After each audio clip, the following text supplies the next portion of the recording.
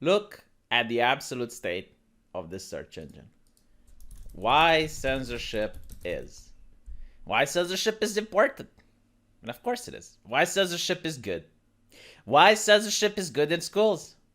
Now, if you want to play devil's advocate and you don't know the counter arguments on censorship, maybe the fourth search result is for you.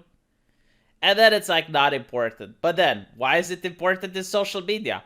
Why is it important in schools? So the question is, are people actually looking for this? Are people actually searching for this? Or is it what Google wants you to search for? My cousin contacted me today, and she requires information about the vaccines she took in her childhood. And she wants to know if there's a database for them. You know, like hepatitis vaccine, measles vaccine. Like, she wants to know whether or not her name is in a database so she can prove she had the vaccines. She can't find it. She can't find it because the moment you type vaccine in Google, guess what you find? Like, you're bombarded with page after page after page on why some of them are safe and effective. It's not a search engine anymore, it's a pitch engine. And it's kind of horrible because if you actually go in Romanian Google or Russian Google or Spanish Google and you look at why censorship is, you're going to find all the reasons of why most people don't like censorship.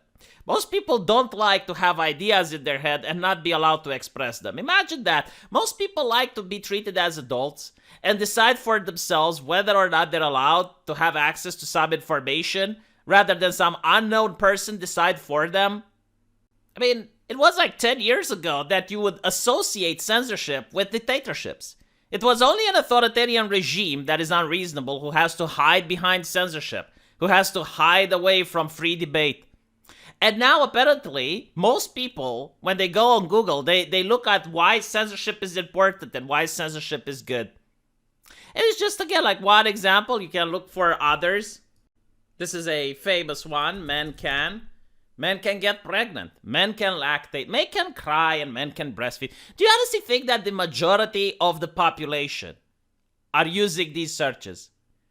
Do you think that if you go at the countryside, in a rural village, the farmer, after spending a quality time with his wife milking the cow, is going to go on his laptop and is going to search whether or not men can lactate? Or is it some person at Google who is making the algorithm and is wanting you to search on whether or not men can lactate? But it's also very interesting. That is the question. Is this the algorithm or is it someone paid to work at Google actively putting these searches in so that they pop up when people are looking for them? And I don't know how much it influences people, the autocomplete function, whether or not it gets people to click. But it probably does to a certain degree, because otherwise they wouldn't bother changing it. They wouldn't bother trying to influence people. Wasn't this called like subliminal messages back in the day? A lot of countries banned them. Subliminal messages when you went to the movies and for 5 frames, something that the human eye couldn't even perceive, it would show people eating ice cream during the movie. So you wouldn't even know that this is being sent to you. But what I found out is that more people actually consumed ice cream because they saw that. So in many places, subliminal messages were banned. Again, I don't know whether or not they're effective, but it's surprised to say that a lot of people frowned on the concept at the time, like trying to manipulate people and do something that they are unaware that is being done to them. And now you get to see similar things. And again, as I said, it's not a search engine anymore, it's a pitch engine. They try to direct you where you should search for. And it's not just like this. This is just one of the many problems that Google has, but they also manipulate the searches themselves. The example with the vaccines is the perfect one, and they admit it. They admit of doing it, but it's getting so bad that it's to the point where I can barely use Google anymore. Because you see, my job is to entertain people. So sometimes I have to get images in order to do that. And I remember it's like, oh, there was that meme that I used to know a couple of years ago. And that meme would go really well with this video. So I go and I try to find the meme. And I can't. I cannot. Like, it doesn't come up. And I try various search words and keywords. And then I have to go to another search engine just to find that meme. And I know many people say, well, why don't you use DuckDuckGo? Why don't you use something else? And I do. But those search engines are going to end up like Google anyway. Because they can. That's why. They really can. The moment there are going to be more people going on DuckDuckGo, they are going to start manipulating with the search engines and the search results. In fact, if I'm not mistaken, I think it was Microsoft, but I might be wrong on this, so take it with a grain of salt. But it was like one of the other search engines which said that they want their searches to be more inclusive. How about you make those searches to be more what people actually want to find for a change? How about that? I am so sick and tired of seeing all these search engines manipulating their searches, and you have dictionaries manipulating their definitions. It's going to be in the future, and it's not even that far off in the future. I think it's going to be like 5 years from now, where you're going to have an argument with someone online, and that person is going to contradict you, and you're going to be like, hold on a little bit. You're absolutely wrong, I know it. And that person is going to go, no, I'm right, look it up.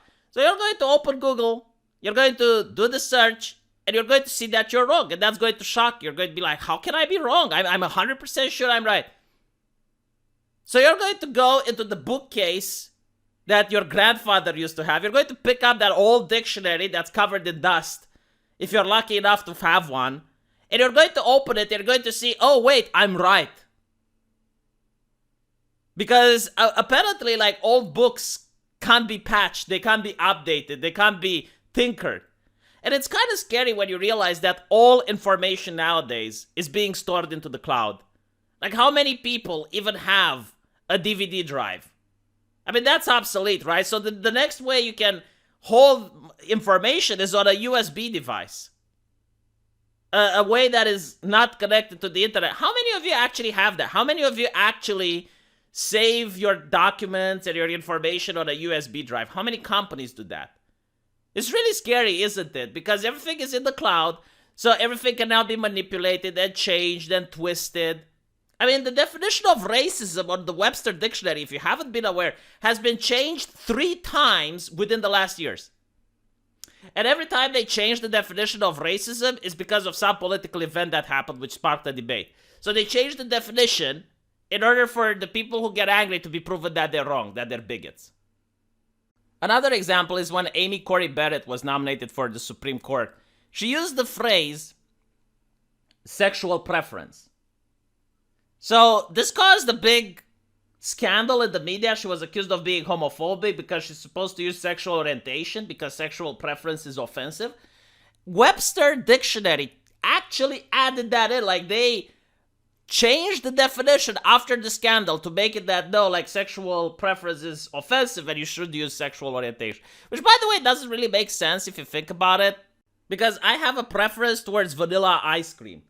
I don't choose to have this preference. Like, I'm bored with it. There's nothing I can do. I mean, sure, I can eat chocolate ice cream if I force myself, but it's not my preference. It's the same with a lot of men who have preference towards women. Then they end up in prison and they have sex with other men, but it's not what they prefer. And when they get out of prison, they don't have sex with men again. So, I mean, it is a preference at the end of the day, but the progressives say, no, it's not. It's an orientation. And to me, that really doesn't make sense because orientation is completely voluntary. Like, the Muslim orients himself towards Mecca when he is praying. Like, he chooses to orient himself. It's voluntary. I orient myself with my face towards the crowd. Like, I choose to do that. A preference is not a choice. Like, you prefer things because you happen to prefer them. You can't really rationalize why you prefer pineapple on pizza. And you're an abomination. Like Sticks X and Hammer. I don't know. Like, I generally don't get it. But it has been decreed by the people on top that it's not correct to say sexual preference. Because they updated the dictionary. But if you look at the old dictionary that your grandfather used, that is pretty much how it used to be said. I mean, even political aides from Obama, they used the word as well. It is just one example. So it is what it is. What do you guys think about it? Let me know in the comments section. And as usual, I'll see you all there.